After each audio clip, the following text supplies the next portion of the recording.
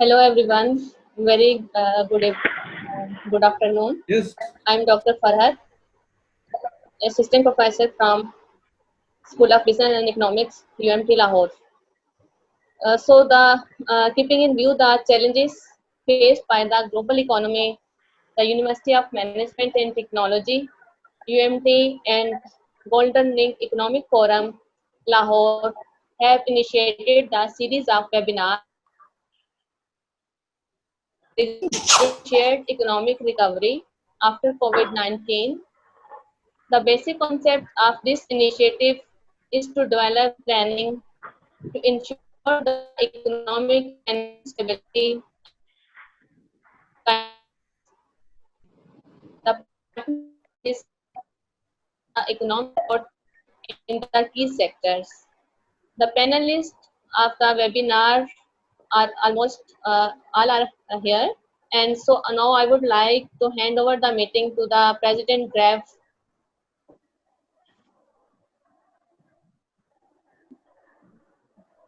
Okay. Thank you, Dr. Sabha. Thank you very much. Sir Hussain Raza Mirza. Okay. Thank you. Thank you very much. أعوذ بالله من الشيطان الرجيم بسم الله الرحمن الرحيم إن الله وملائكته يصلون على النبي يا أيها الذين آمنوا صلوا عليه وسلموا تسليما اللهم صل على محمد وعلى محمد. Assalamu alaikum, gentlemen and ladies, everybody, and I welcome everyone in today's webinar on post-corona shared economic recovery. This is one of our initiative of GREF, and I will briefly just quickly introduce what GREF is. GREF means Golden Ring Economic Forum is, and what is the concept of this webinar to all of you, and then we will proceed further with our speeches and everything. And before I go ahead and tell you about the Golden Ring Economic Forum and the concept, I'm most delighted to welcome. We have got our very great speakers from Iran and from Pakistan. We recognize Dr. Hassan Ali Khamri from Iran. He is the CEO and board member of the largest holding company of Iran. We have Ambassador, His Excellency Ambassador Mashallah Shakri from Iran, Ministry of Foreign Affairs, Iran. And we also have Ambassador Sanaola from Pakistan, also our panelist. And we also have His Excellency Mr. Masood Zamani. And he is also from the Institute of... Dr. Farhad, please turn off your mic. Dr. Farhad, please turn off your mic. So we have Ambassador Masood Zamani, Mr. Masood Zamani. He is also from Institute of Policy and International Studies, Ministry of Foreign Affairs, Tehran. And Professor Sayyid Kandil Abbas from Quaid-e-Azam University. And we have our last panelist, Mr. Abrar. He will be joining us soon. So our moderator is there, Dr. Samad. He is also from Quaid-e-Azam University, from the CREC Center. So this is basically, these are our panelists. We also have our ambassadors from former ambassadors, Ambassador Sanaola, Ambassador Arif Kamal and Ambassador Masood Khalid. They are also here with us. And we have other people from the universities and from other organizations. So I welcome all of you, sir. Now let me just briefly tell you what Golden Ring Economic Forum is. Some of us, those who are attending the second seminar know. So those who are coming the first time in the seminar, just for them. This idea of Golden Ring Economic Forum, we started back in 2010. Basically, it was an idea to form a new strategic economic bloc consisting of Pakistan, China, Iran, Russia, and Turkey. These 5 countries, which form sort of a ring formation around Central Asia. So these are the basic countries who we propose that a new bloc should be formed, or we propose to be formed with these 5 countries. And for this purpose, we have established this Golden Ring Economic Forum. with a very specific target and a mission to work towards the establishment of this bloc. And the members of Golden Ring Economic Forum at present are from the business community, former diplomats, former military officers, senior military officers, and scholars from the academia, and industrialists, and people from different walks of life who are basically the stakeholders in the economic process. So since we are talking of national strategic economic policies, and that's so we try to pull all sort of all people from all walks of life within this. And some of the major initiatives which so far we have launched, one of them is this also. And they are basically establishment of a joint media association of Golden Ring countries. We all know media is very important. We have to do whatever we have to do. We have to use media. Then we have proposed to form a joint barter SPV to for the trade between all these four countries, because there are some sanctions, there are other things. So we have to work on something out of this thing. So we are proposed to form a joint barter chamber and an SPV for that. This is also an initiative. Then Joint Advanced Studies Research Institute we are proposing by all 5 countries. And also we also proposing to have coordinated banking and financial system. Because if we do not have a coordinated financial system, we cannot talk to each other financially, economically. So this is also one of our area. And one more area which we are talking of stable, we want to develop a stable communication, trade and transportation mechanism. And last also we are working on establishment of a joint counter-terrorism council, so that the problems all of us are facing one way or other. So these are some of the initiatives. And this last initiative which we have, more recent, the shared economic revival post-corona, is also one of our part of one of our initiatives. So these are the things which we have been doing. We have been successful in achieving certain goals. For example, if you remember, sir, there was a speakers forum, the Parliamentary Speakers Forum. It had first meeting in Islamabad in 2017. Then next was in Tehran. Then next was in Ankara. And now I think the next will be either in Moscow or Beijing. I don't know. So now it is already a thing which is moving. So that was a big, achievement of Golden Ring Economic Forum, that we pursued it, the people, and they came and they took the initiative. So we keep on organizing our seminars and conferences, and now in webinars. So this is basically, part of this whole thing, where we are also our this program. And now the thing is, we have, if you see this, why we are talking post-corona joint, this shared economic recovery. What happened, which was quite obvious, that US and the Western economic organizations like IMF and World Bank and all that, they have started, taking advantage, using this corona problem, advantage over the smaller economies of the world. They are by loading them with the more loans and more like things. So they are trying to, take advantage of take advantage of this corona problem and the economies which are going down, and they are trying to use it in their favor. US is trying to use it in its favor by, it is also playing using this thing to create diplomatic problems, like issues in Afghanistan and India, Kashmir and all that. So we have to, things are happening very fast in the region. So we have to join hands. What we propose as a GREF here in this initiative, that we, in keeping in view this ongoing struggle for economic and political ascendancy in post-corona world, we propose that Pakistan, Iran, China, and Russia, we should carefully exploit our environment and carefully exploit our resources to common advantage, and put up a common, you can say a common block or common goal, that other parties, the other Western, this thing, they should not be overloading us or burdening us with their loans and other things. So this is basically the basic concept, that how these four countries can come together, join together for their national economic security and stability, post-corona stability, ways we can find out.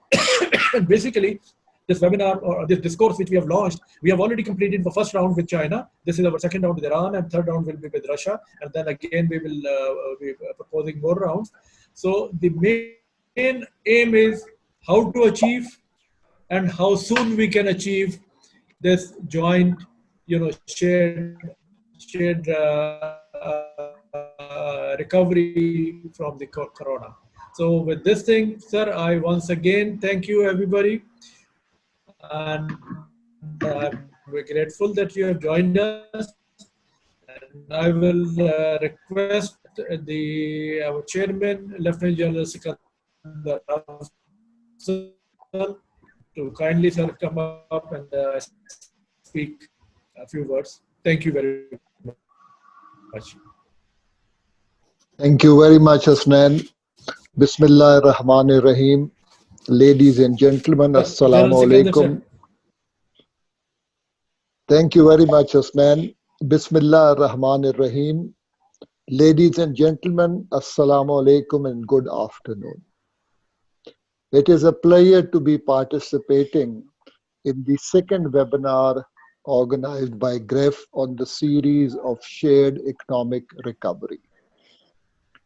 We have again been able to collect a galaxy of speakers who will dilate on the possibilities and opportunities available to Pakistan and Iran to work together to the advantage of each other.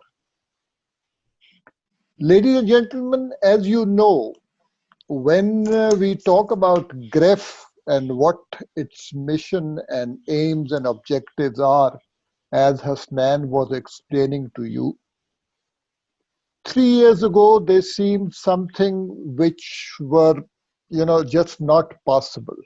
People used to talk to us and tell us, you are dreaming about the moon. But what we have found that within the year 2020, in the span of the last 6 months, the whole geopolitical landscape has changed. One is the aspect of corona, the other is the aspect of the Cold War going on between, or not, I won't call it the Cold War, but the economic war going on between China and Russia. And what we see as a consequence is a change in political, foreign policy, geostrategic alliances between nations. And when we look at the way things are shaping up, it appears that what GREF was thinking of and propagating, or started propagating 3 years ago, is more or less coming to fruit now. And it is something which is now a reality. One understands that in this changing world and the changing geopolitical environment around Pakistan and especially around our region, while a great role will continue to be played by the economic giants, yet the other countries also have space to adjust and gain things to their economic advantage. And this is what we in Pakistan should be looking at, focusing more and more on our closer neighbors, where we can benefit mutually each other by working together and achieving those economic goals that we want to. As far as Iran is concerned, not only do we share a 900-kilometer border, but the area on both sides of the border is one of the least developed in both the countries. The populace living on either side share a common bloodline, ancestry, and culture.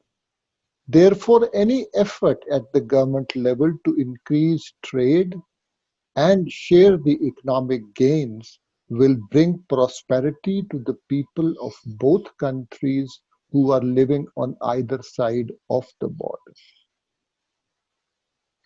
I will not take more time on this. I would just like to thank the speakers, our honorable ambassadors from Pakistan, and the eminent speakers who today have made themselves available from our brotherly country, Iran, to share their points of view of how we can possibly evaluate the possibilities that exist and the opportunities that we can avail of amongst the two countries for a shared economic recovery.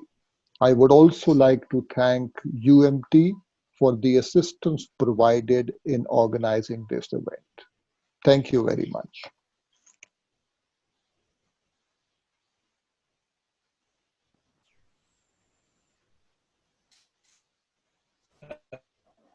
Thank you, sir. Dr. Samad, now I will request you to kindly take over and request our speakers from Iran 10 by 10, and then let's start the things. Thank you so much, Hasnain Saab, and thank you so much, Chairman GREF, for developing the stage for the discourse. And good afternoon to everyone from Pakistan. And I'm glad and thankful to the Golden Ring Economic Forum for having me for today's discourse as well. Before I introduce today's panelists, here are the few housekeeping things. The first one is please mute yourself and unmute only when you have asked. Secondly, and please bear in mind the time allocated for each panelist is 10 minutes, and we would request you all that kindly wind up your discussion in 10 minutes. Around 8 minutes, you will be asked to close your talk, and then definitely you will have 2 more minutes before finishing or winding up your talk. And then at the end of the panelist talk points, there will be a question and answer session. And we would again request to everyone, please mention to whom you want to address your specific question. So that would be great for us as well. The structure for today's discourse would be, we do have 5 panelists for today, and then I will invite each one of them as I discussed for 10 minutes. And then we will have a question and answer session. And finally, we will request the University of Management and Technology for their closing remarks if they can and if they allow with their specific time as well. So Farhat Rasool, hopefully she just called me, probably she will get some internet problem, or I'm not exactly sure, but anyhow the UMT will be there for the closing remarks. So let me briefly introduce today's panelists, and this will be very brief introduction. For today, first panelist, we got Dr. Hassan Ali Gambari. Dr. Hassan is the leading economist of Islamic Republic of Iran. He has done his master and PhD economics from Pune University, India. He worked as a general manager in Iran Foreign Investment Company, Tehran. He also worked as a chairman and MD of the Bank of Sefa, Iran. And presently, Dr. Gambari is the CEO, Board of Members of Iran's largest holding company, and that holding company is Umeed Investment Holding Company. Our next panelist is Ambassador Sanaola. Ambassador Sanaola is the senior diplomat having 35 years of diplomatic experience. During his career, Ambassador Sanaola served in different capacities at different countries and agencies that mainly include India, Iran, Belgium, China, ASEAN, and ECO, and a number of the other important countries that I just kept for this brief introduction.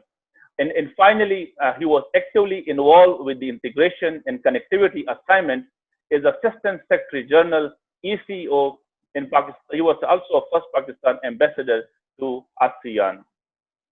Our next panelist is Ambassador Mashallah Shakiri. Ambassador Mashallah Shakiri is a very senior diplomat of Iran. He served in Ministry of Transportation in Iran. Ambassador Shakiri was also posted at Islamabad as Ambassador of Islamic Republic of Iran. He served twice at Tokyo, Japan as a senior diplomat. And at present, Ambassador Shakiri is advisor to the Deputy Foreign Minister. Of course, is Ambassador Mr. Masood Zamini. Mr. Ambassador Masood Zamini is again a very senior former diplomat. He has served in Pakistan as a Deputy Consular General. He was also a Consular General of Iran in Lahore. He also served as a senior consular at Embassy of Iran, Islamabad. Currently, he is working as a senior position, and he is also an expert at the Iran Policy International Studies Institute, Ministry of Foreign Affairs in India. And our final panelist for today's discourse is Dr. Syed Kandil Abbas. Dr. Syed Kandil Abbas graduated with MS and PhD in International Relations from University of Tehran. At present, he is associated with the School of Politics in International Relations at Qaid-e-Azam University, Islamabad. Mr. Kandil's focus area of research is mainly Middle East area. He has widely been available at both national and international national media. So with this brief introduction, let me call upon my first panelist for today's discourse. So the floor, sir, is over for 10 minutes, and we will again request you, sir, to wind up your talk in 10 minutes. So the floor is to you, sir. Dr. Hassan Ali Gambhiri, sir. Okay.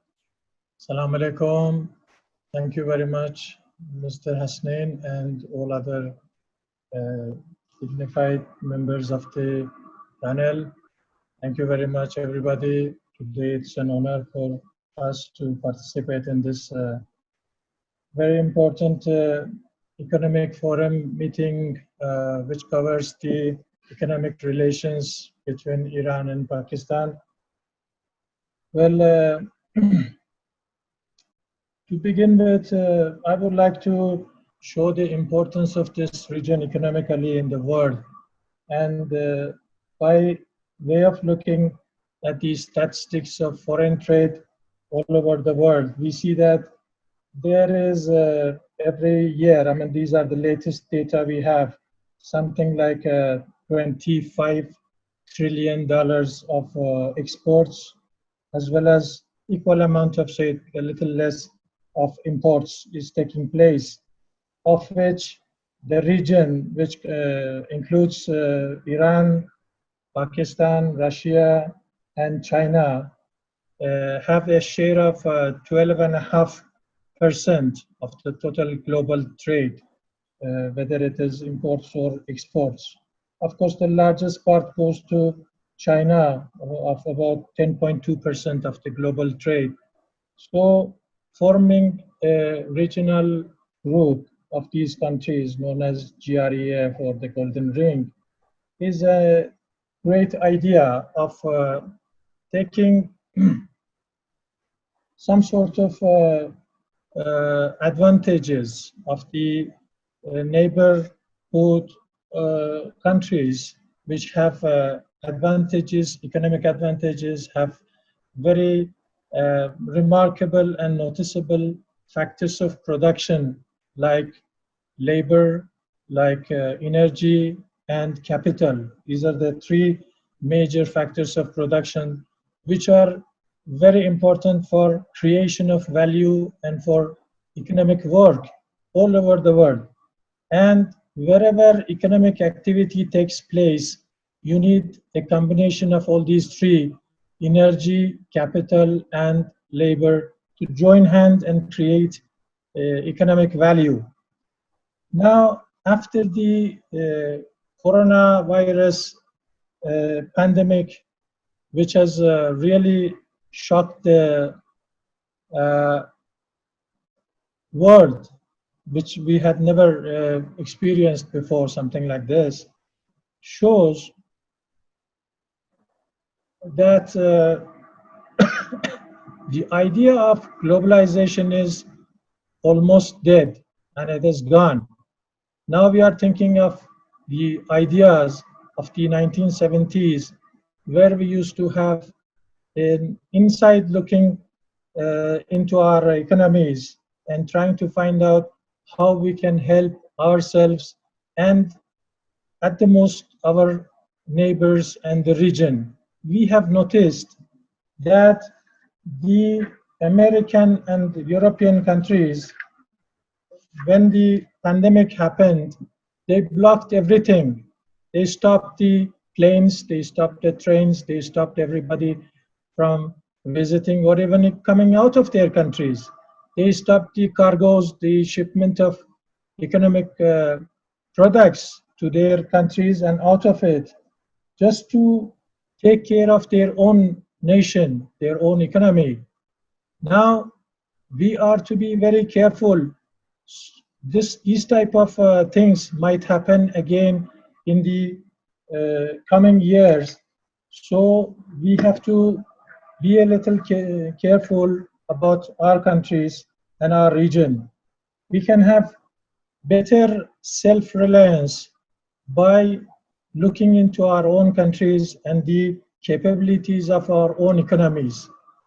Basically, from the point of view of energy, labor force, and capital, and the technology, that may help all the regional countries to come up the threats of such times that persuading globalization maybe sometimes they collapse and they let you down, so the economies get badly affected and recovery from them will take a lot of say amounts of efforts and money and the values that are to be kept aside. Now we have tried to show how our countries are economically interdependent. And Dr. Hasnain, Mr. Hasnain, I had requested you to give me the ability of sharing a file with you, which I've already given to you. But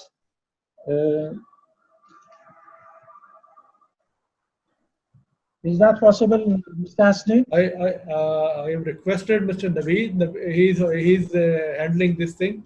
Naveed, please co-share Dr. Kamri so that he can upload. Yes, sir. We already made co-host them. Please share, sir. Please share your slides. Let me see. Okay.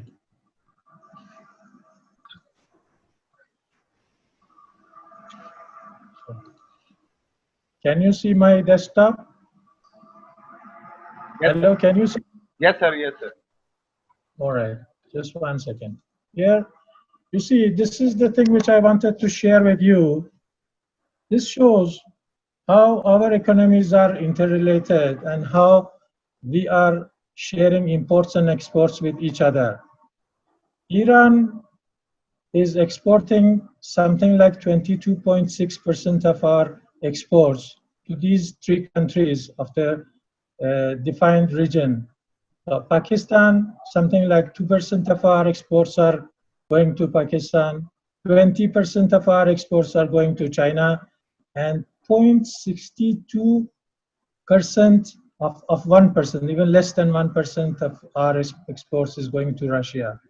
Similarly, Pakistan is exporting very little amount of their exports to Iran, but a big amount of 8.6% to China, and less than 1% to Russia. And on the whole, Pakistan is sending 9.2% of its exports to this region, whereas 90.8% of exports of Pakistan go to other countries than this block of Golden Ring. Similarly, when you look at the other data, we have China is exporting only 2% of its exports to this region. This 2% is a big amount because China's exports are too much. They are as huge as $2.6 trillion, of which 2% will be too big an amount. And the Russian economy is also exporting big chunk of its exports to China, about 14%, and the remaining to Iran and Pakistan. Now, the details of these, now we will be discussing between Iran and Pakistan, the exports and imports. What Iran exports to Pakistan is what Pakistan imports from Iran, equally the same thing. Now let us look at it. Iran exports to Pakistan, basically, these are not very important items that go, and the figures are also not much. We have to make possibilities of defining the ways of exploring how we could extend our exports to Pakistan, which is right now, I believe it is less than $1 billion, something like $500 million or so. And that is only in minerals, in oils, edible fruits, vegetables, plastics, carpets, and these are the priority because of, I mean, the ranking of the items are based on the weight of them from the customs data. So you will see that these are not the very important items in our exports, nor in your imports also. So this shows we are having great potentials to increase our exports to Pakistan, and also the same way Pakistan has to look into, as our chairman said, having 900 kilometers of borders with us, and mostly the lesser developed areas of both the countries could benefit from this trade. We have to look at it with greater, with more, what you call, importance. Iran is... Dr. Saab, you have 2 more minutes. I'm sorry. Okay. Iran is exporting to China. These are the data. I will not take much of time. So this data I will share with you. You can have a look at it at your own leisure time. So same thing we have with the same data. We have similar data with imports of these countries with each other. And finally, in the remaining 2 minutes, I want to wind up and summarize. This way, coming back to the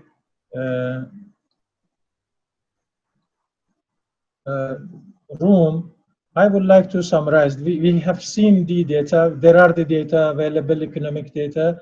We know that the relations, especially the economic relations between Pakistan and Iran, is at its minimals.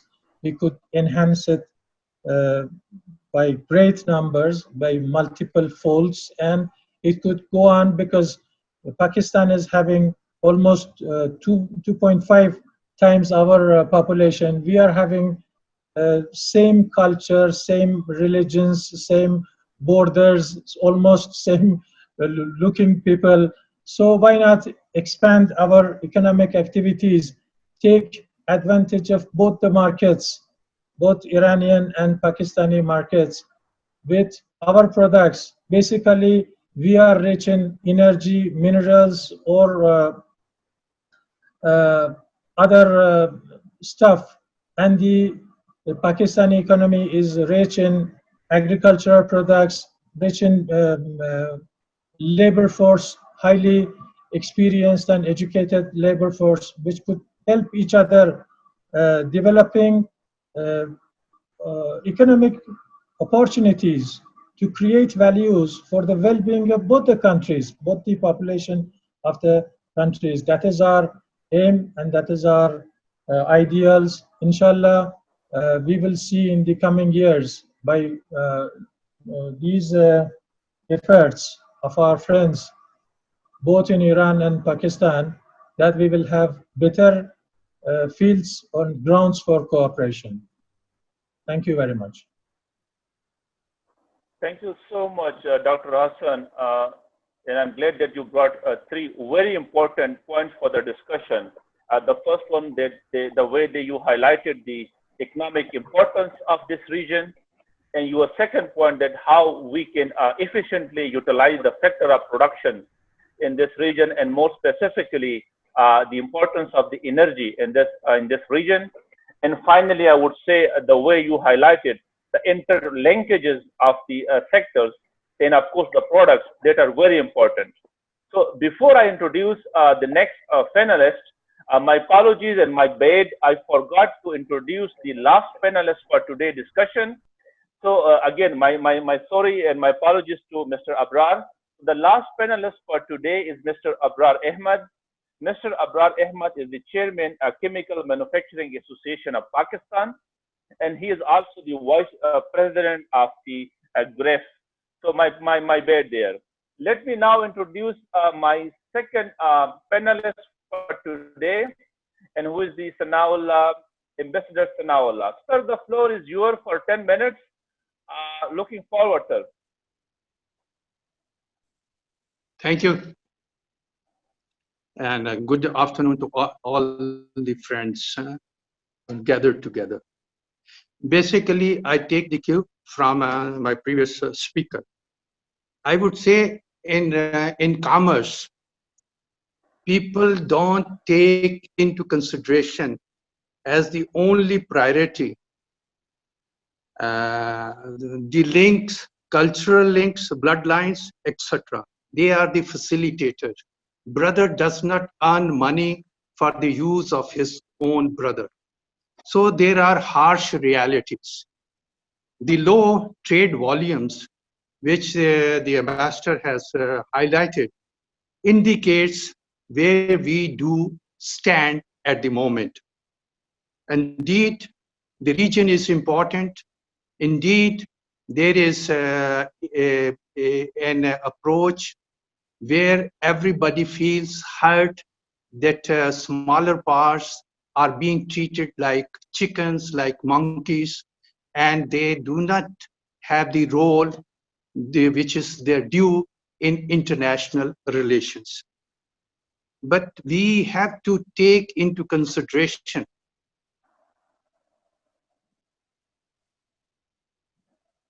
that in this region we have very weak institutions. Regionalism has not prospered. May it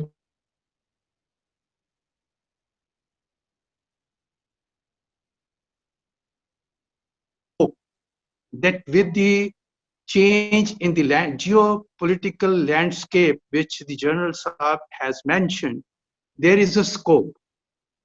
But the kind of ideas we have in our mind that will come through are already taking shape is little bit too early. There is a lesson of history that in regionalism, big powers count. Complementarity counts. Of course, the carbons and the carbon deposits, oil and gas is important. They would determine where the human race would go and where do they live, because they impact on transportation, food security, agriculture, all kind of things. But we look at the declining exports of Iran, even to China. There is a talk of China's deal with Iran. There is also a talk of Iran maybe taking part in CPEC. All these are very helpful trends. Hopefully, they will materialize and they would be finalized and there would be a change. But the issue, crucial issue is that we have to change our own outlook towards our capacity, towards our willingness, and to go beyond rhetoric. We believe in empty dreams and we talk too much. I have seen whatever little has been discussed here or what has appeared in the media. I'm not talking about the US sanctions and their impact or isolation of Iran, or the relationship between Iran and Pakistan. We are brothers, we are linked in history, we are linked in bloodline, and we share the same destiny. May it be present or future. We cannot be separated.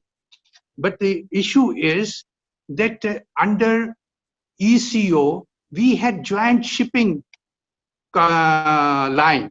It didn't work. We had a joint insurance company. Didn't work. We wanted to have this rail link, smooth railway link. It didn't work. And still, when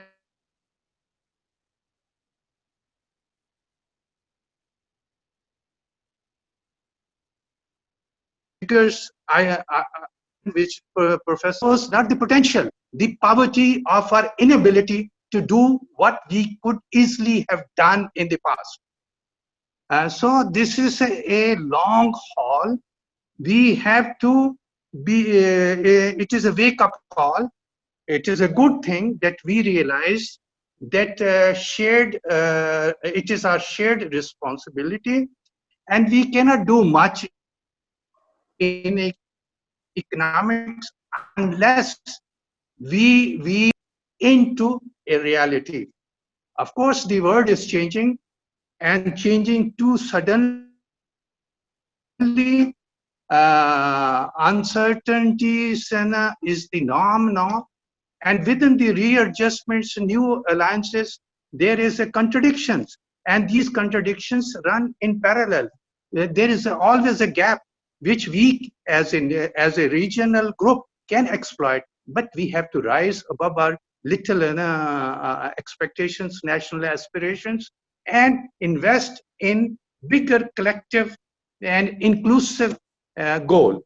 That is regionalism, and we better organize our institutions and be ready to exploit any loophole which we find in the world, which is still, I would say, controlled to a great extent by big powers. Here I stop, and then I can wait for question answer session. Thank you so much, Ambassador Saab, and I'm so glad that you rightly finished your talk at the right time. And the 2 points that you again brought for this discourse, the low trade volume, and then how we can leapfrog here. And your second point, the role of institutions, and particularly the ECO examples and rest of the other association example you give, that are really important for the progress of this region. So now let me invite our next panelist. The next panelist is Ambassador Mashallah Shakiri. So sir, the floor is yours for 10 minutes. Well, assalamu alaikum everybody. And I would like to thank the chairman of GREF for this initiation. And at the same time, I would like to extend my thanks to our mission in Islamabad and our ambassador, Mr. Sayyid Muhammad Ali Husseini, and his colleagues who studiously pursued that this event take place.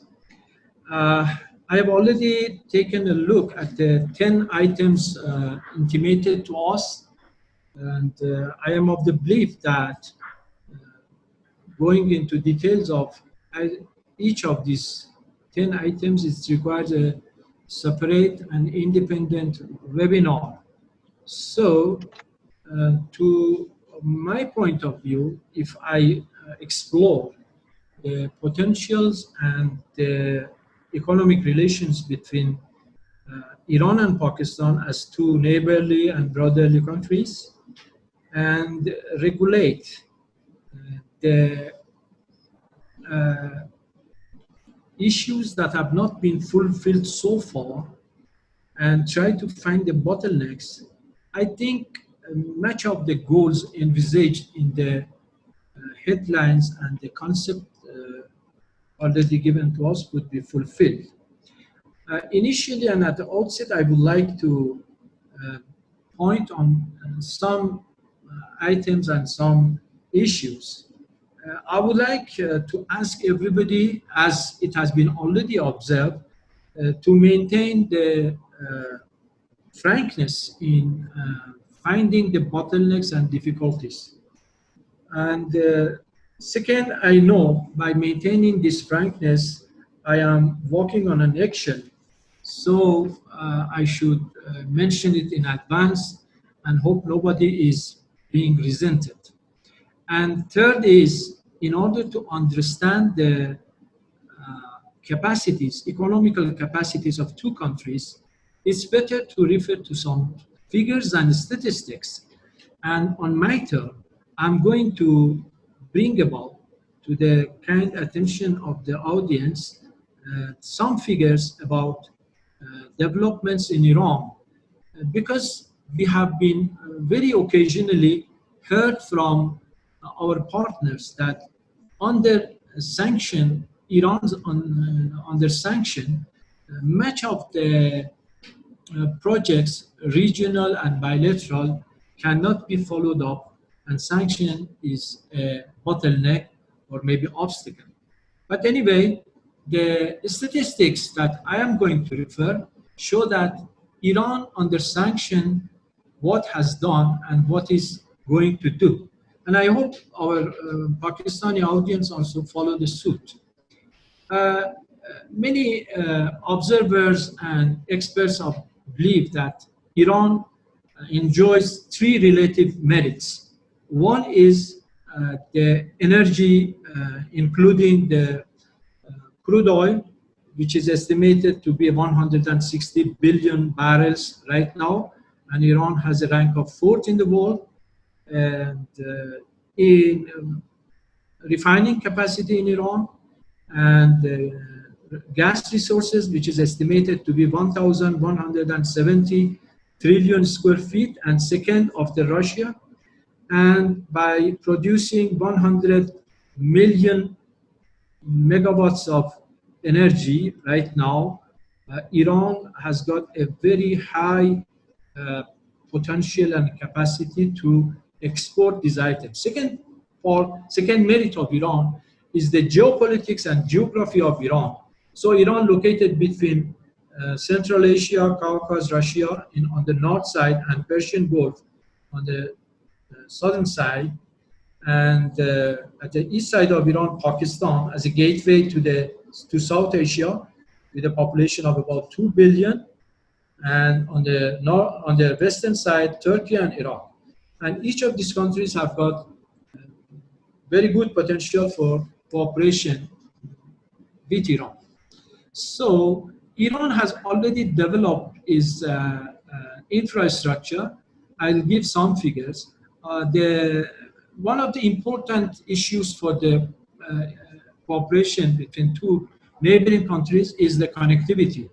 And Iran is enjoying about 14,000 kilometers of rail, 1,000 kilometers is under construction, including the Chabahar to Zahedan railway, and 250,000 kilometers of highway and freeways, and 99 airports, and several ports on northern side and southern side of Iran, with 260 million tons of capacity.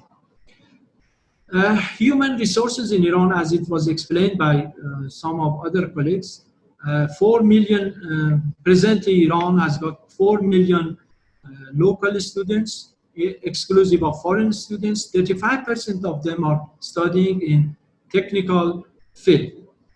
And Iran has already created capacities for other disciplines, so that I'm not going to refer. If we just have a glance at the other industries that Iran is working and investing on that, petrochemical industry, knowledge-based technologies, and defense technology, and aerospace, cloning, and stem cells are the areas that Iran is enjoying merits in the region and sometime in the world. So Iran is planning to reach to 130 million tons of petrochemical products by 2021, and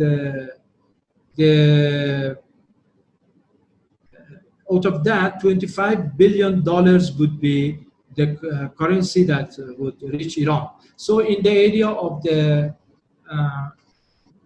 steel, in the area of copper and other areas, Iran has got a very good figures to announce. We have been under sanction, and all these achievements have been achieved due to sanction and in view of the sanction. And only for example, Iran has 5,000 knowledge-based companies who are active now, and $6 billion in the last year have been their profit, or what they sold to the exported. There are many other areas like marine industries, automotive industries, machinery and infrastructure, and satellite and the technology of satellite launching, which Iran is ninth in the world. And all these things have been, again, I am just bringing to the attention of the audience that have we reached to this type of achievements in view of the sanction. On the Pakistan side, I expect our Pakistani colleagues to give certain figures, but I believe that Pakistan is one of the world producers of the food items, including rice, including horticultural products, and dairy products, meat and others. All these items have got a very good market in Iran, and only we are just wishing Pakistan could export to Iran through a barter trade this type of items to us. Pakistan's you have 2 more minutes, sir. Yes, Pakistan other industries like textile are another merit of Pakistan, which Iran has got a good market for that. By elaborating on these items, I would like to say that bilaterally we have got certain missing links between two countries. For example, Pakistan's gas consumption is about 4.5 billions of cubic feet per day, and Pakistan's internal resources can only meet 2 billion cubic feet. And the IP, which have already been constructed on Iranian side, has been left alone on the Pakistani side. And the reason on Pakistan is Iran is under sanction and we cannot find any investor. And in regards with the electricity in Pakistan, Pakistan is producing about 30,000 megawatts, and we are ready to meet all the requirements of Pakistani's requirement at this juncture. So I would like to again emphasize that because the sanction, we have tried and we have learned how to survive in Iran. And even under the sanction, we have got very good relation with our other neighbors like Turkey, Afghanistan, Iraq, Azerbaijan, and Armenia and Russia. With Iraq, we have got $12 billion of trade, with Afghanistan $3 billion, with Turkey about $5 billion, and with Russia about $1.75 billion. Please wind up. Thank you so much. I will end my discourse at this stage, but I would like to once again reiterate on the resilience economy that we have followed, and we would like to say that if there is a will, there is a way, and we can continue our bilateral relation with Pakistan on the issues that are already incomplete. Thank you very much, Mr. Chairman. Thank you so much, respected Ambassador, for your nice discourse. And I'm glad that you brought again two very commendable points.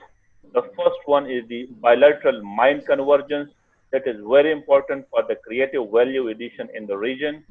And secondly, that you brought for the progress that Islamic Republic of Iran made while you guys are facing the economic sanctions.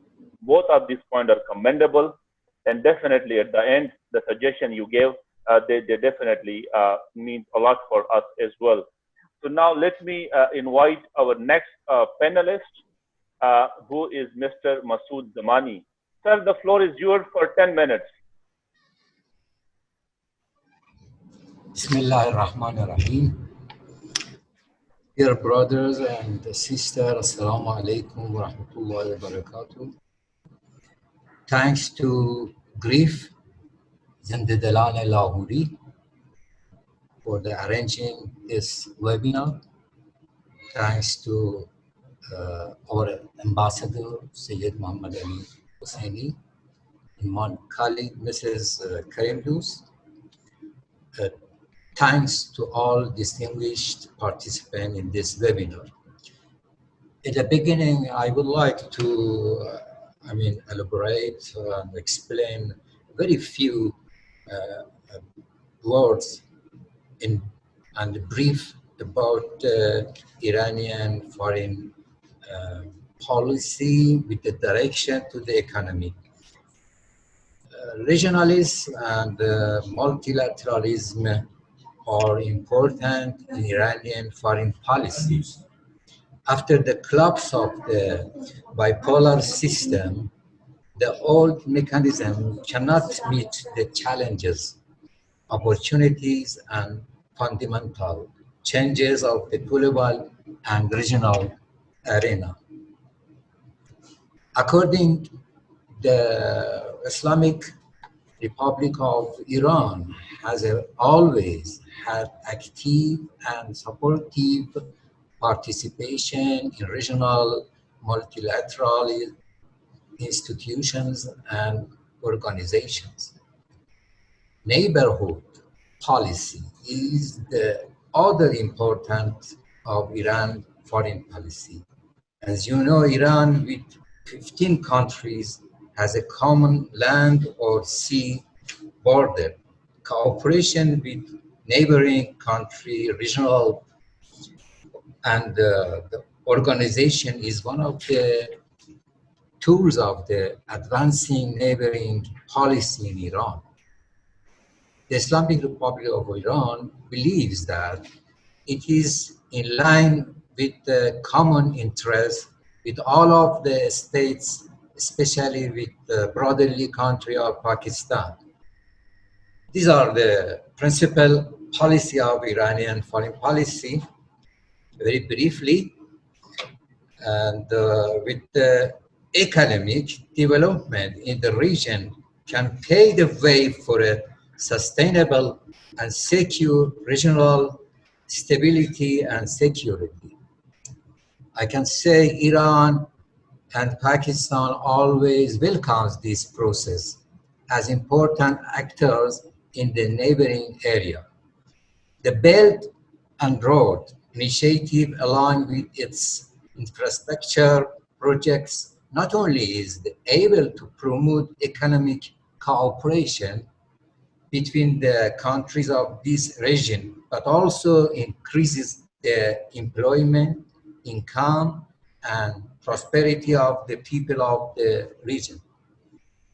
Iran, due to its domestic and regional capacities, welcomes the idea of the Belt and Road and also CPEC, and ready to participate in the complementary initiatives.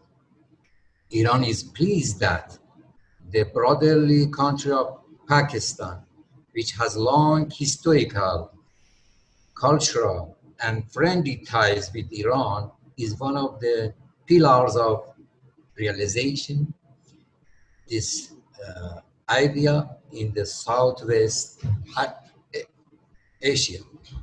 CPEC is considered very important by the Islamic Republic of Iran because it can contribute to strengthen economic and regional development of certain areas in Pakistan. Iran also announced its willingness to participate in its plans with China and Pakistan about potentials of the other factors we can say about the chopper and other boulders, gas pipelines, and the other factors. We believe that opportunities in both Iran and Pakistan, including the advantages and capacities of the interconnections in two countries should be considered complementary rather than competitively, in line with the interest of the collective benefits of the people of both country and also the region. We all know it is a reality. There are a lot of potentials between two brotherly countries, but we need the fundamental determination. We should stay on our feet, on our principle, and be careful of the conspiracy of the common enemies. In the end, I would like to complete my word with this Persian poem. आखिर में एक फारसी अशारी के साथ अपने तकरीर ख़त्म करता हूँ। تا جهان باقی است، تا خورشید و مه تابنده است، بین پاکستان و ایران دوستی پاینده است. और इसका तर्जुमा यही है, जब तक दुनिया बागी है, जब तक सूरज और कमर बरकरार है, ईरान और पाकिस्तान का दोस्ती हमेशा मुस्तमर, पायंदे व जिंदे बरकरार है, क्योंकि मैं समझता हूँ ईरान और पाकिस्तान एक जान तो गालिब में है. Thank you. Thank you so much. It was a very great end at the end of your discussion. I really appreciate 3 points I would say that you brought for this discussion. The importance of the regionalism in the Islamic Republic of China, Islamic Republic of Iran in your economic policies is again very commendable, and especially the importance that you highlighted about the role of the CPEC and how it can bring the prosperity to the region. So with these, I again thank you. And now I invite my next panelist. The next panelist for today's discourse is Dr. Syed Kandil Abbas. So sir, the floor is yours for 10 minutes. Okay, thank you very much. Respectable Excellencies, Chairman GREF, President GREF, colleagues from Iran and Pakistan, and dear audience and viewers, Assalamu alaikum and very good afternoon. First of all, I would like to highlight COVID-19 and its impact on global economy. I'll try to wind up in my time. The COVID pandemic has in fact shaken the world on multi-dimensional levels, including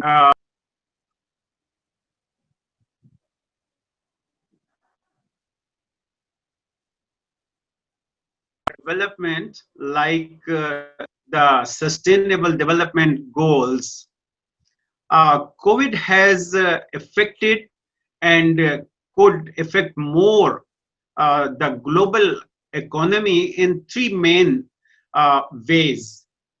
These three main ways are for the whole world and all the countries of the world. First of all, it could be by directly affecting productions, and secondly, by creating supply chain and market disorder, and thirdly, by its financial impact on business organizations and financial markets. These in fact are common challenges for these are in fact common challenges for uh, all economies, including for Pakistan, India, China, Russia, and other countries. But they're more important for GREF members. To cope with these challenges, common efforts are required, and shared economies recoveries taking place. Am I audible?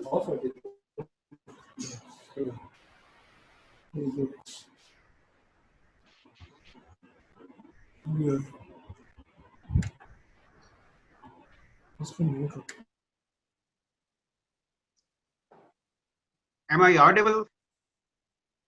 Yes, please, you are audible. Asnan sir, could you see what's happening on the other side? I think it's on the UMT side. Just to recall, or just let them know if there's some voice, I think, is there.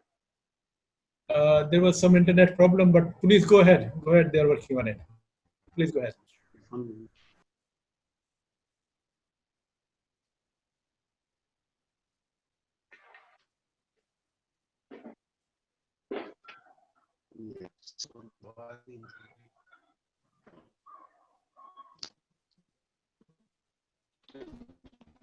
Yes, Dr. Sab, Dr. Kadil.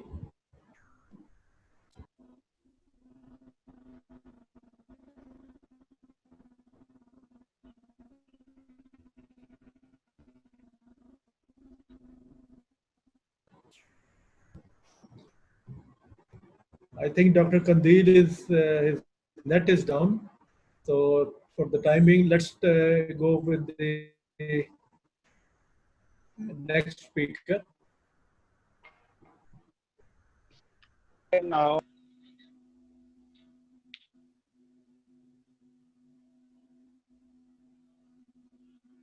hello.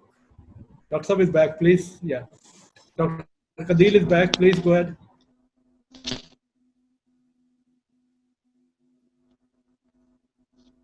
Am I audible now?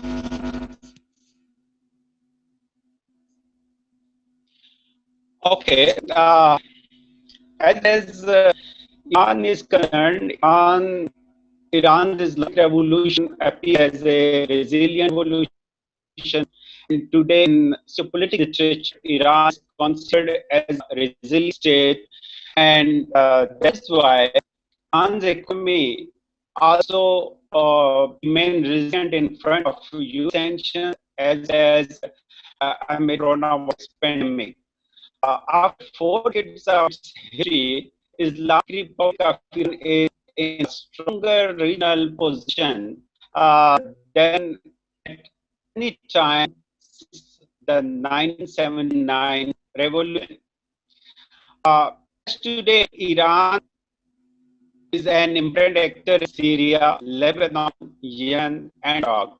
The Trump administration re-imposition of US sanctions has failed to isolate Iran internationally. Similarly, Iran continued compliance with the multi-level 2015 nuclear agreement has divided the US from its European allies. Lastly, after 4 decades of resilience, the revolution is still quite stable. However, COVID-19 pandemic has seriously shaken the Indian economy as well like economy of the whole world. But the notable factor is resilience of Iran economy.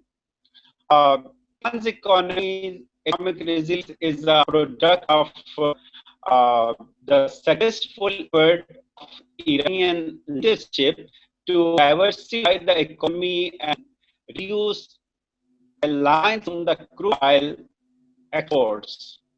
Iran's economy has evolved into a light industry economy, and non-oil exports have grown extensively over the past decade, and the diversification is enabling Iranian policymakers to mitigate the effect of US sanctions. However, COVID-19 pandemic has extremely affected gains and achievements of Iranian resilient economy. This situation forced Iran to seek international monetary fund financial help from the first time in the last 6 years. The crash in the price of oil has further undermined traditional pillar of government revenues, reimposition of the sanctions, and COVID-19 pandemic outbreak have caused the value of Iran's currency to fall, and consequently, Iran's crude oil exports fall from 2.5 million barrels per day in early 2018 to about 1.1 million barrels per day. So, now we can discuss economic recovery strategy. Economic recovery path depends upon interplay between countries' experience in containing and maintaining the multi-dimensional effects of COVID-19 pandemic. COVID-19 has changed the world, and the earlier we realize it, the earlier we shall be able to adjust to the new standards. I believe, as per recent development, China and Iran are entering a defined strategic partnership in trade, politics, culture, and security, which is based on mutual interest. Chinese investment is amounting $400 billion in 5 years at a rate of $16 million per annual. So, some sources are declaring China for Iran as an economic competitor due to ongoing economic situation. But in fact, better is that strategic partnership between China and Iran will have positive impact on whole region. And similarly, Pakistan is also having cooperation with China and CPEC project, which is a change project, and this certain opportunity that Pakistan and China are inviting Iran to join CPEC as well. Integrating Iran to CPEC improve security and economic ties between Iran and Pakistan as well. Iran, having the huge resources of gas reserves, can sell gas at limited price to China and Pakistan, who are entirely of gas and metal is the China-Pakistan economic corridor. Considering the effectiveness of CPEC, Iran has showed its intention to join it. APEC is converted to China-Pakistan economic corridor. It will make the corridor great and more efficient change in the region. As well as bilateral trade of Pakistan, China is concerned, believe are used sanctions. There are a lot of hurdles in the way, but bilateral trade can be the best solution, and we can establish markets, border markets on borders, and in the markets we can provide certain facilities, especially can ease rules and regulations are Dr. Saab, we have two more things. minutes, sir, please. Thank you very much. 2 more minutes, sir, please. Thank you very much.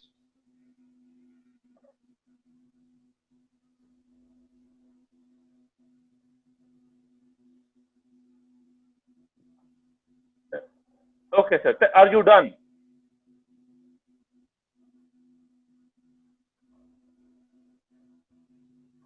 Hasnain Sahab, can you hear me?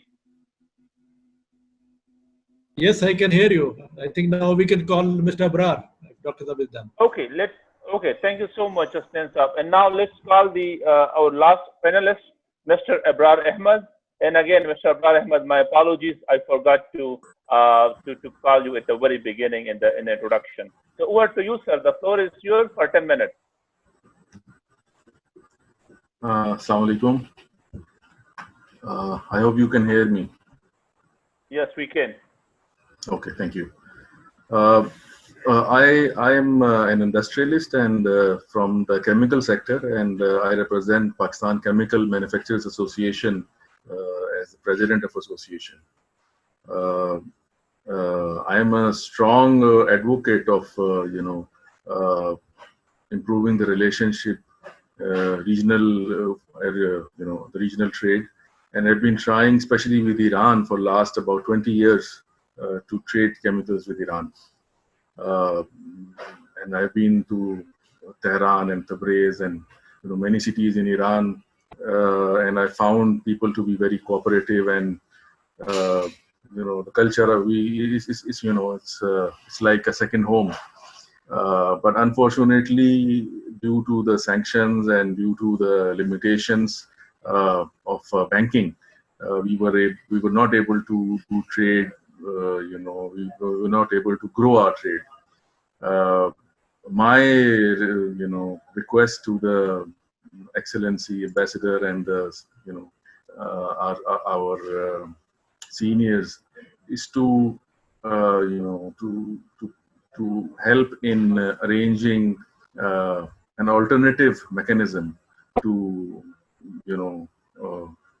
to do trade, because currently the trade is through third countries, and previously it was via Dubai and some other countries, and the payment mechanism was difficult.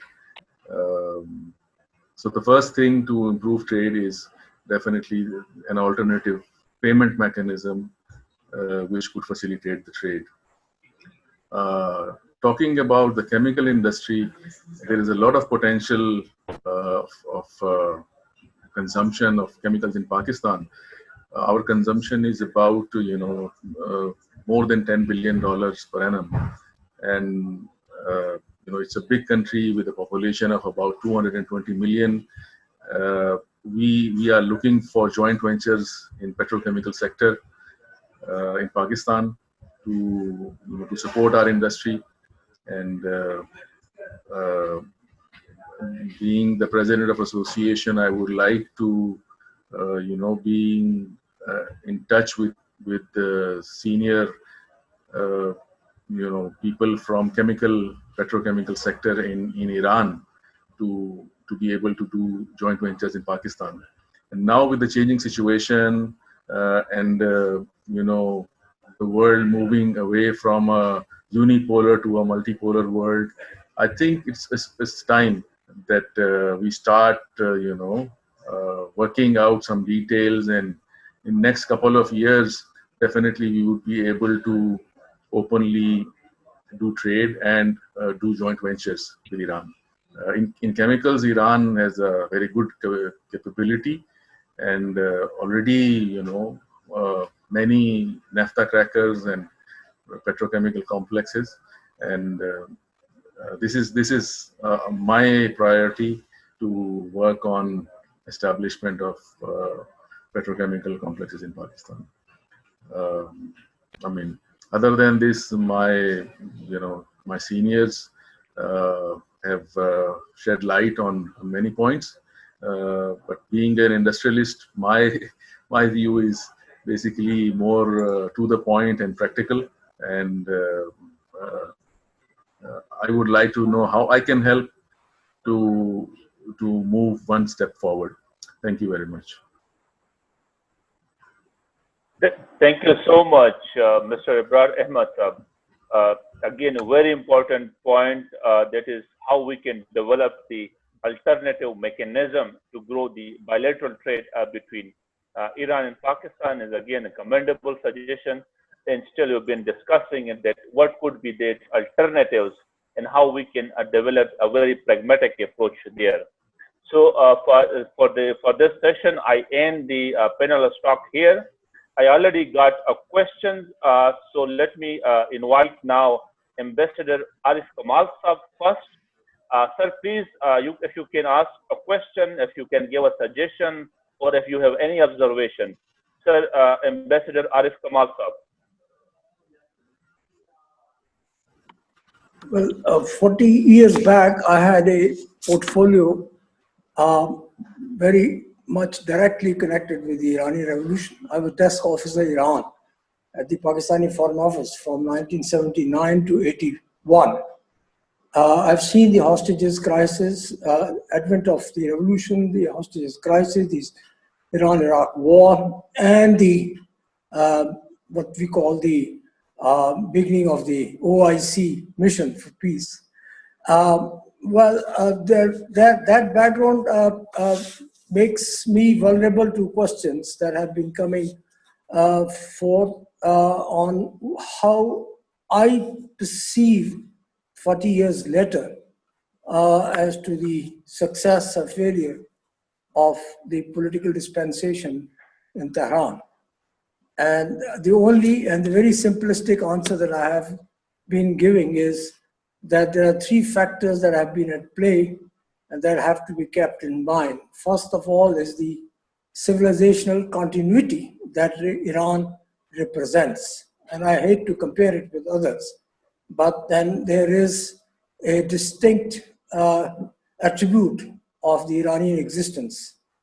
Second is that the colonial imprint that we see in our part of the world had least impacted the Iranian polity. And therefore, one can always, as a political scientist, compare the fragmentation that took place elsewhere in the neighborhood. The third is what I call is the Martyrdom Syndrome, which has roots in theological orientation that leads up to resistance and to resilience. And I say these words only to compliment the friends from Iran for the successes that they have achieved in spite of the 4-decade-long sanctions this way or the other way imposed by the US or by the UN or any other source. Now, my question is that we are a civilization. We have a great geopolitical disposition at the crossroads, but we perhaps do not have that kind of martyrdom syndrome and the ability to sacrifice and put ourselves to test. Of course, it varies from place to place and from cultural segments to another cultural segment. But I think we have a very well articulated presentations on the potential that continues to exist and on what can be done to tap what has not been tapped so far. But the question remains, and I think there were cryptic references to that, as to how we can possibly overcome these political impositions, the sanctions, and then move forward to tapping the potential that we all value. So my question on this, if we can have a few more explanatory notes on that, is to Ambassador Mashallah and Ambassador Sanaola. Thank you.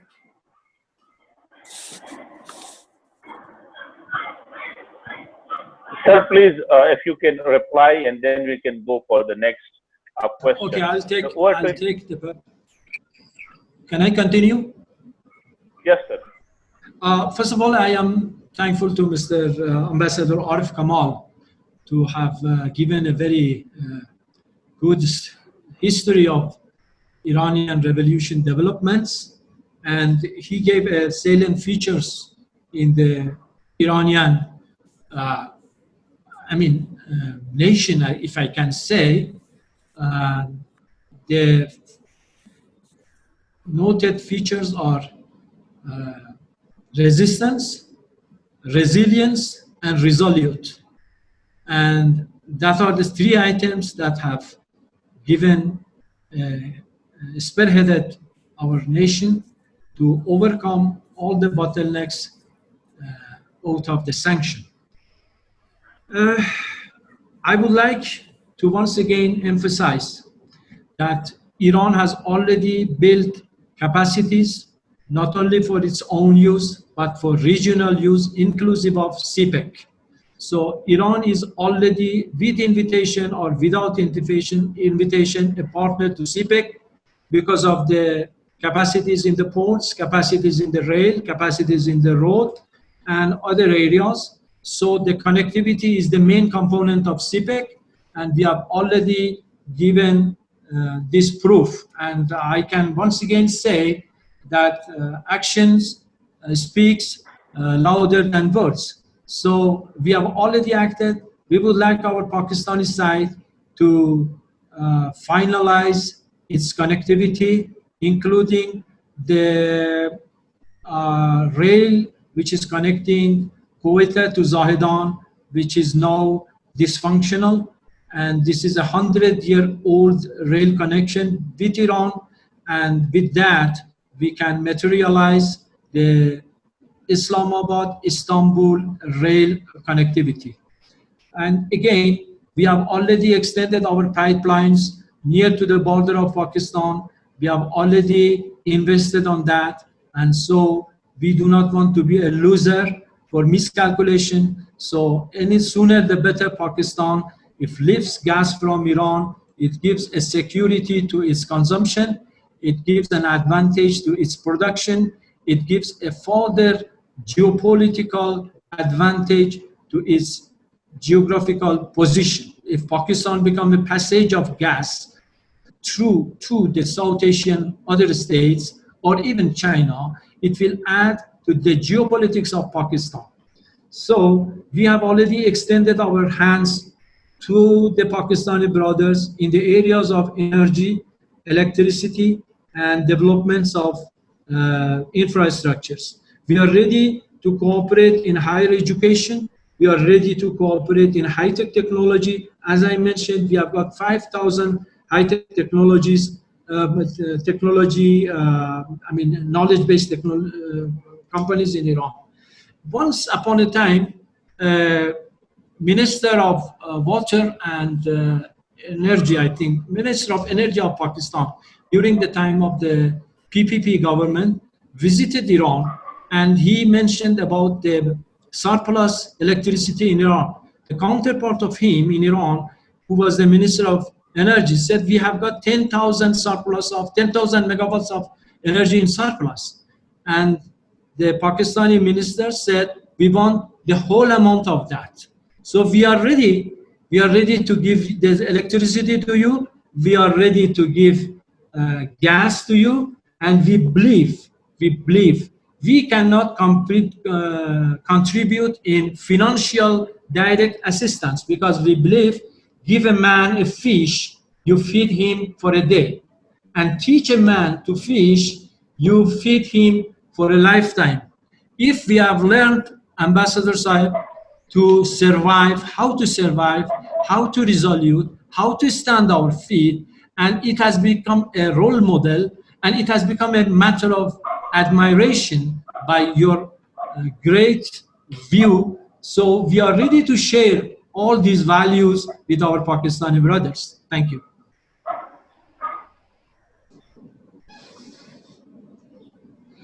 Thank you so much. May I respond to Ambassador Arif's question? Sure, sir. Please go ahead. The core of the regional cooperation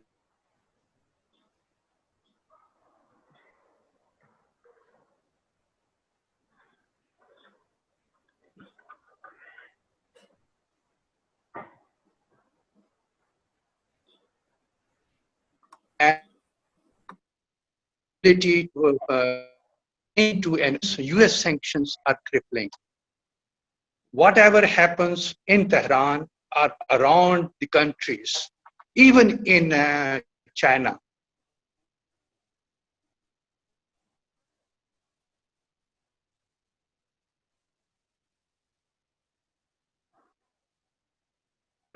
it is just point. There has been some third parties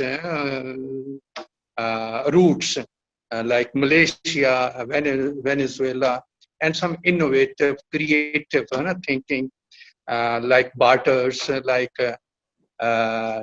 currencies paid, crude oil paid in local currencies, or crude trade in RMB, etc.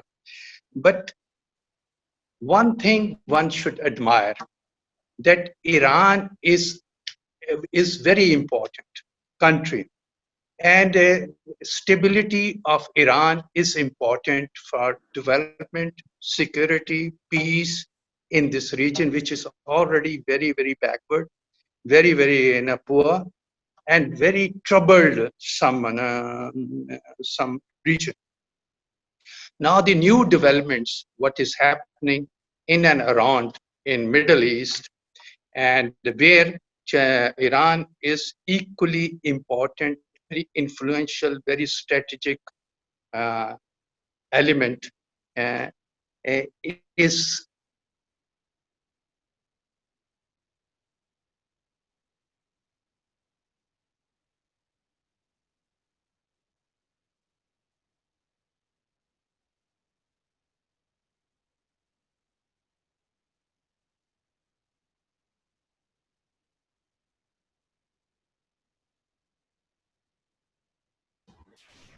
Dr. Sab, I think there is a problem with the net with the Master Sanaola.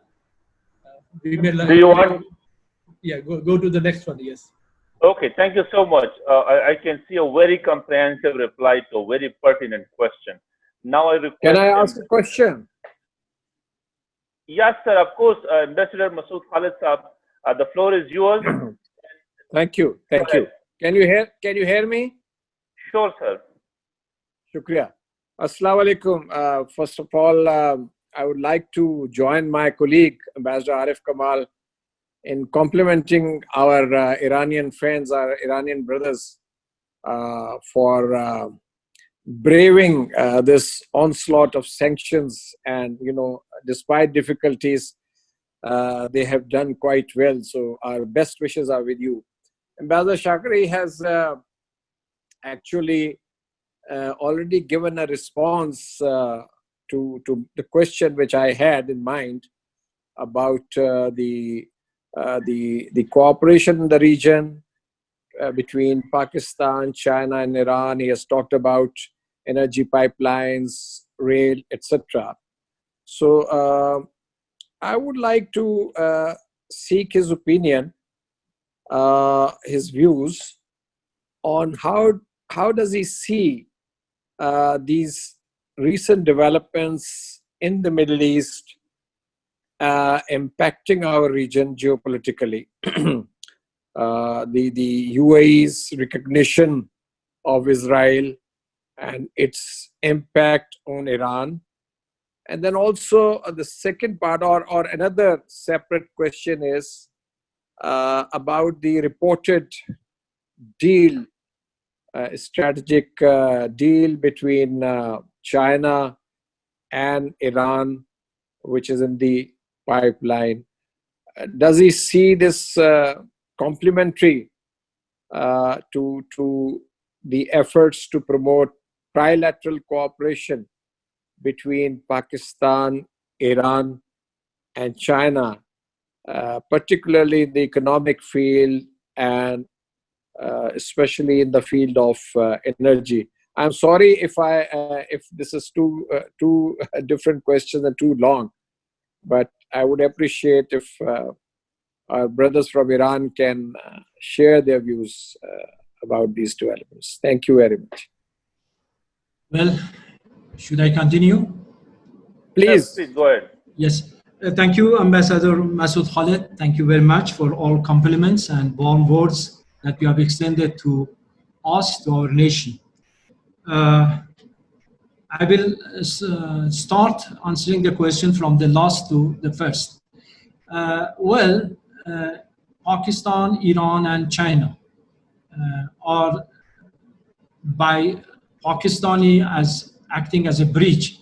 They are neighbor, as immediate neighbor or the distant neighbor. So their economies are in complementary mentality with each other.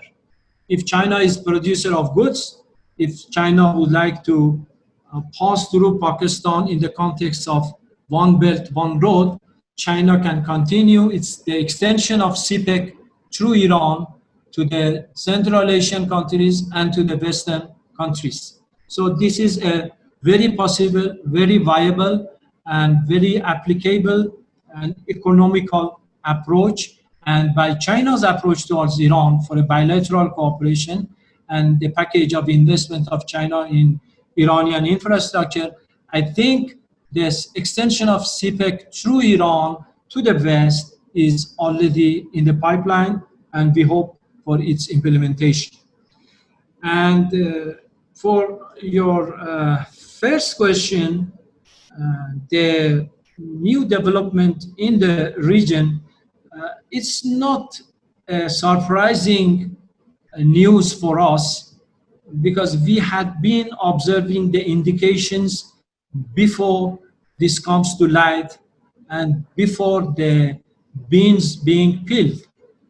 But the reaction by many countries, including the Prime Minister of Pakistan, who gave his views today that Palestinian right cannot be compromised on this deal, is a matter of appreciation for our side, and many other countries and many other nations, including the right stakeholders of this issue that are Palestinians, have already rejected and have already opposed and given their protest to this issue. We don't know how it is going to impact the region, but we know that the resistance will prevail, and as other states who normalize their relation with Israel, it didn't bring any sort of tranquility to the Israel, and this did not resolve this issue. The Camp David is one of that, and there are many other events. And finally, I would like to just quote a verse from your famous poet Iqbal, Allama Iqbal, that what we have gained so far is we have followed the deeds by Iqbal, the advice by Iqbal, where he says, जब इश्क सिखाता है आदाब खुदागाही खुलते हैं गुलामों पर असबाब Shahanshahi. Thank you so much. Again, it's been always commendable. So with this, can I ask a question to our ambassador and Dr. Kambari? Sure, sir. Okay, my quick question is, coming back to our point, that the option of forming a barter SPV, like a warehouse or a holding company, joint holding company, so that they can work together outside the sanctions, locally, and define some mechanism where the currency is not involved. This is my first question, and the policy, how the two comments look at it and how we can work on that. That is my first question. My second question is, the item is that we have been in GREF, we have been discussing that regarding the currency, that our rupee starts from our, ruble starts from our, real starts from our, RMB starts from our. So why can't we have, these governments sit together and find a new currency? You have R there. So this is, you can be, basically what we want to say is, and this is what I want to ask both of the gentlemen, that how can we get out of this dollar, euro, or whatever we're doing, and form something, come up with something out of the box, some mechanism where how do you think in Iran? How do you see on this proposal? Thank you, sir. Thank you, Hasnain Saab. Sir, over to you. May I? Excuse me, Mr. Yes, sir, please go ahead. Well, when there was the Eastern blocs existing, the Soviet Union and the East European countries, they wanted to make a trade between them during the Cold War, and almost sanctions of those days. They created a mechanism called Comecon, and they described the currency called the TR, or the transferable ruble. And transferable ruble was something like a special drawing right, SDR, which used to be a paper currency, and the accounts only do not it did not exist. That can be an ideal or some way to form what you call economic cooperation between the regional countries. But besides that, I would say that even without transferable ruble, if there is a will to trade, the trade can come by itself. Now look at our other neighbor, which is existing to the west of our country, Iraq, using lots of Iranian products for their economy. The magnitude of trade, I may say that it is almost 10 times the trade that goes between Iran and Pakistan. And there also, we do not use the foreign mechanism or the Western mechanism for trade finance. That is the cooperation between the traders of the two countries, which help each other, and the border markets, border places where they go and exchange goods and get the payments done on the spot. But this is not done in the places where we have seen for bilateral trade between Pakistan and Iran.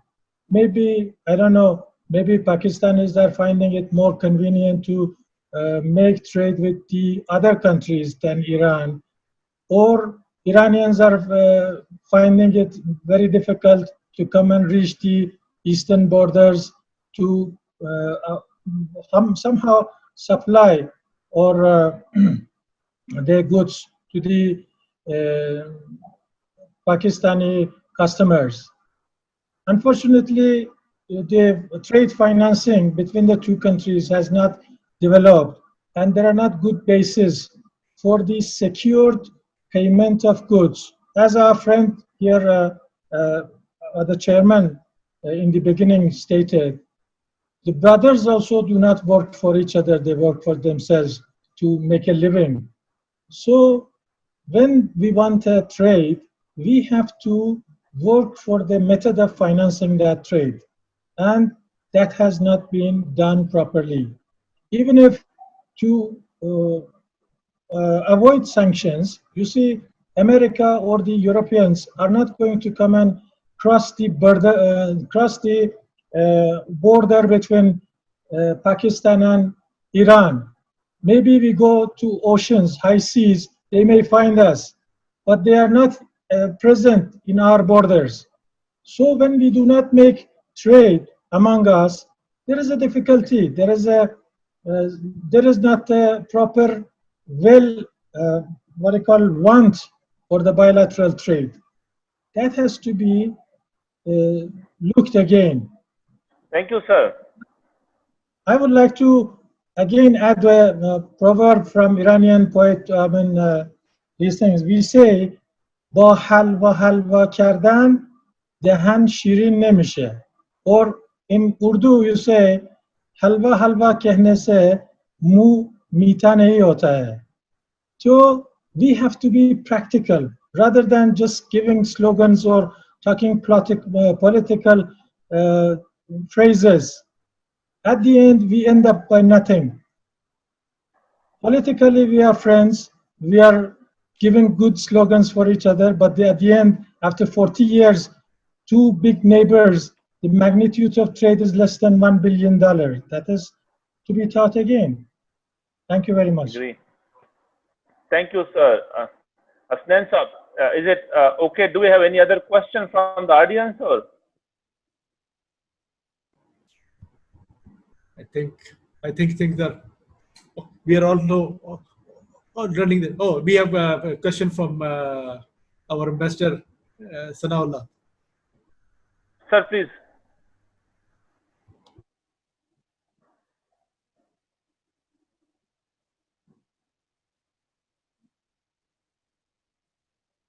Can't hear you. Can't hear you. Ambassador, please turn on your microphone. Yes, sir.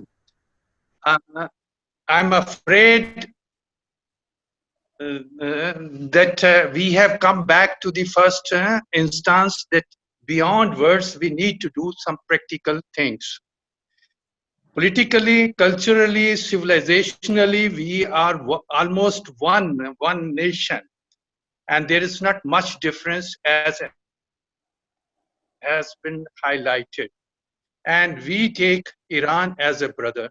But as I said in the beginning, we have to create institutions to support, and we have to come up with some innovation, some creative thinking, how to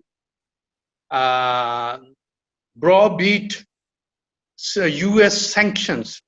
The idea you have mentioned and the idea that borders are not being washed is, I think, very simplistic. Today, Pakistan is already in gray area.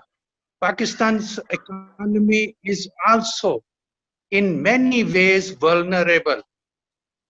Our even foreign exchange reserves are 3 months worth are imports, and plenty of them are borrowed money. So we have to take very cautious, very calibrated and nuanced approach in order to break this log jam. We can do little.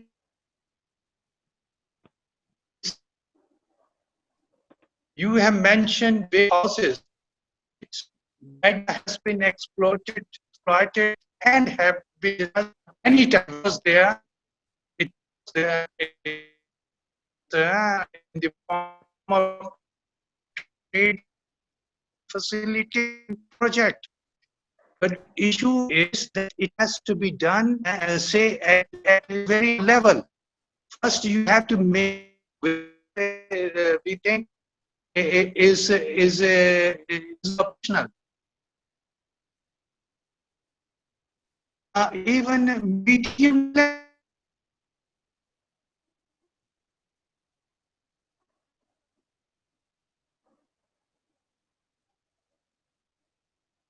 Sense of his voice is choppy. Can you hear him properly?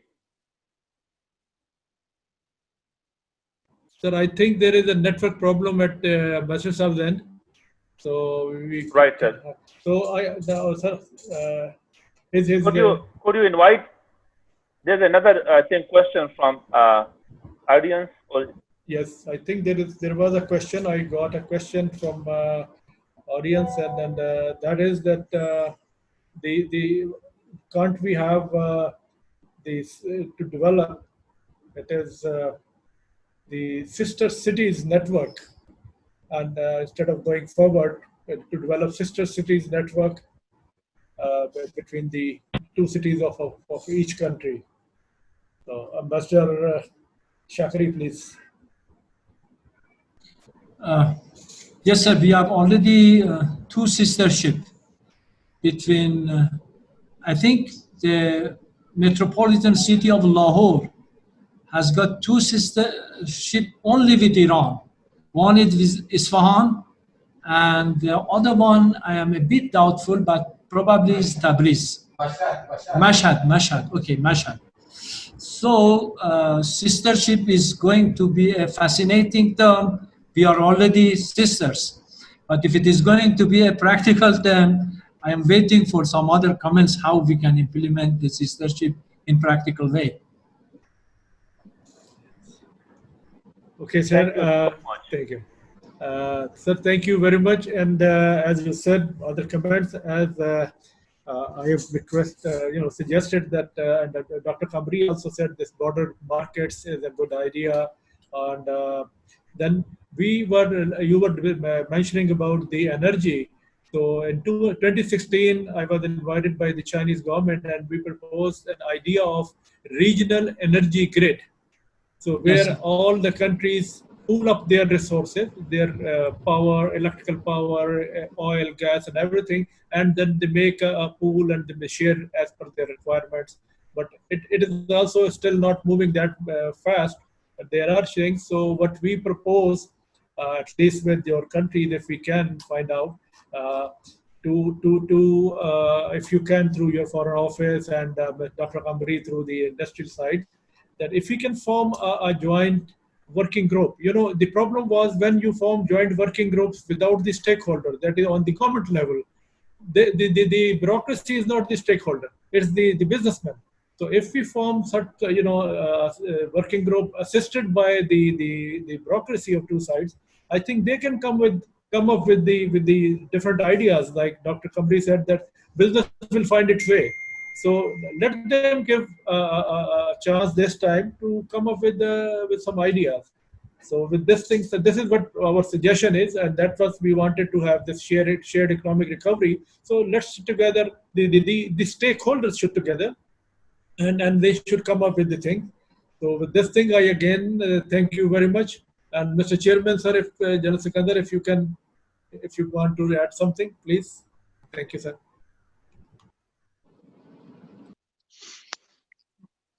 You see, for me, first of all, I would like to thank all the participants. And to be very honest and frank, I really enjoyed the discussion today because, one, it was frank, it was from the heart, and for once, the diplomats were not speaking diplomatic language. They were speaking what we expect them to be speaking.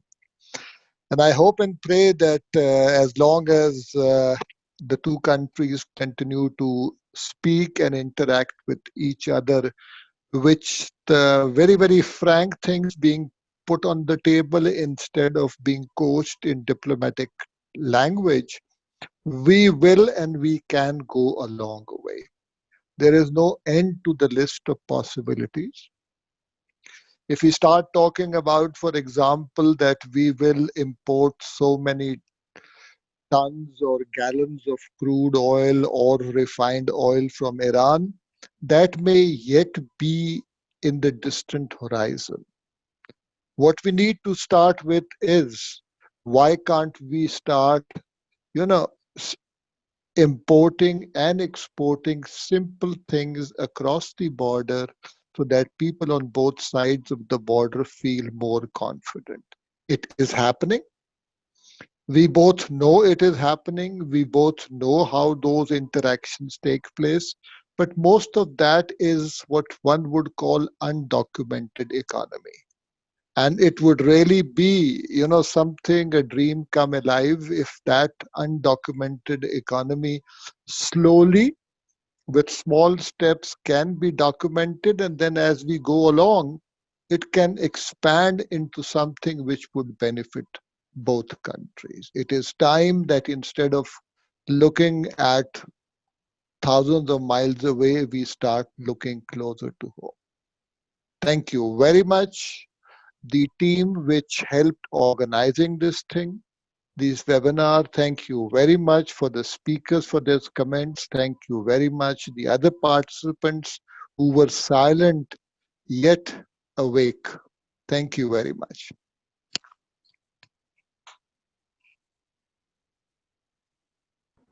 Thank you, sir. Thank you, all of us. Khuda Hafiz and goodbye.